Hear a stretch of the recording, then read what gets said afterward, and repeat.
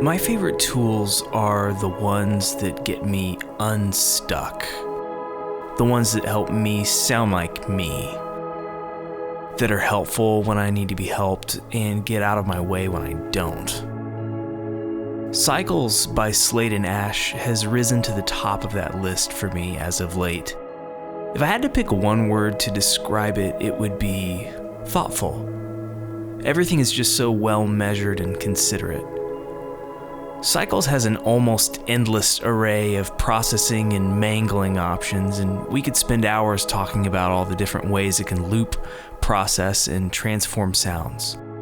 But rather than do a tech demo where we walk through features, I'd rather show you a couple of the ways that I use Cycles to help me actually write music. So think of this as my use case, and hopefully it inspires you to come up with one of your own. Today we're going to focus on the loop engine and the grains engine to process a couple of guitar loops that are feeling stale to me. The Cycles comes with hundreds of presets and sounds, and they're all really, really good. But today I want to show you how it can transform material that I've already recorded and breathe new life into parts that are, well, maybe a bit boring. So I've got 2 guitar loops recorded, and they're 4 bars each. The first one sounds like this. It's more of a lick. And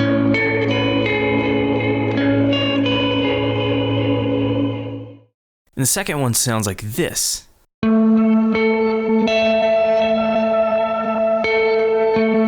It's just octaves.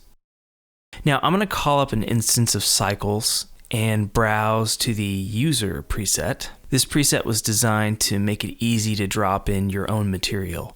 I'm going to take loop 2, drag it over the plugin, and release. Now it's loaded in Cycles and is assigned to the piano key identified on the left here. Just a reminder that loop 2 sounds like this natively.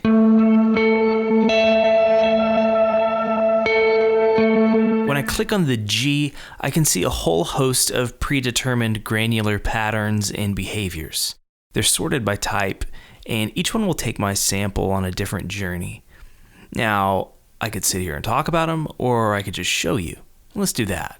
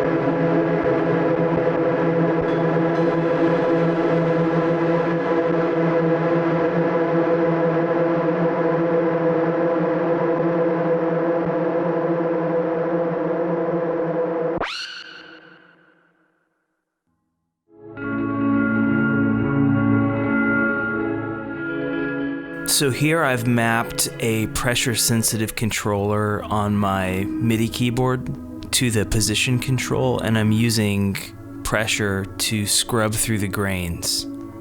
It's fun.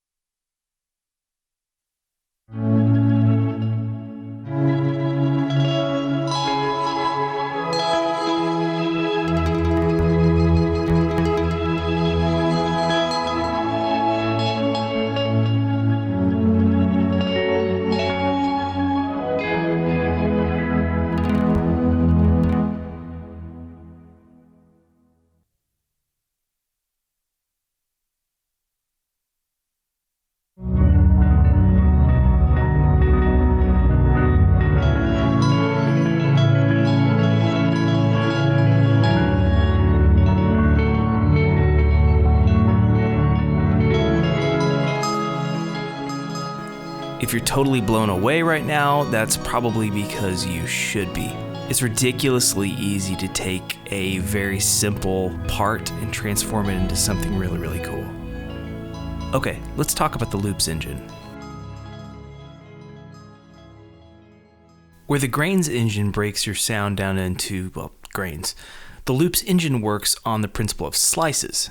It breaks your sound into a number of slices and plays them back in whatever way the pattern is determined.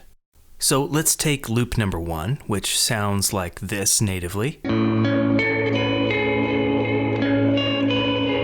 see how we can transform it with the loops engine.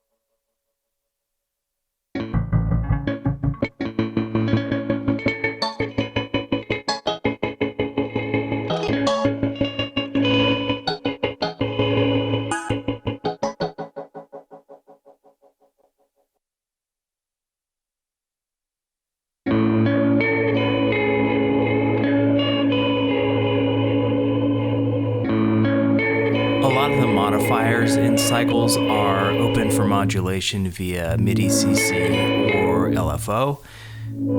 Here I'm going to attach an LFO to the low pass filter and just going to play with some different options for adding some animation.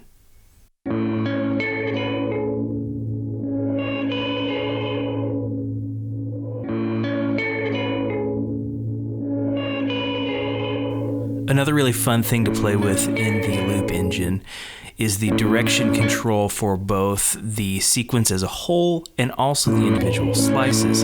For example, you can have a sequence playing forward while the slices play in reverse, or any combination.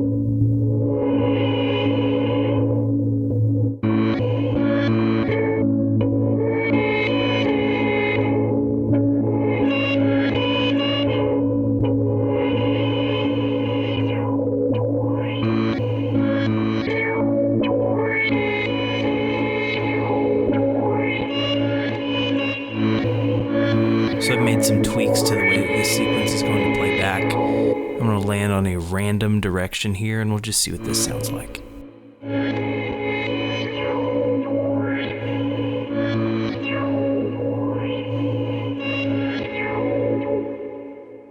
I hope I've been able to show you just how effortlessly cycles can transform so-so loops into really inspiring material. It's so much deeper and can do so much more. It will definitely go as deep as you want it to, but it's also just phenomenally easy to totally transform material that you've got lying around.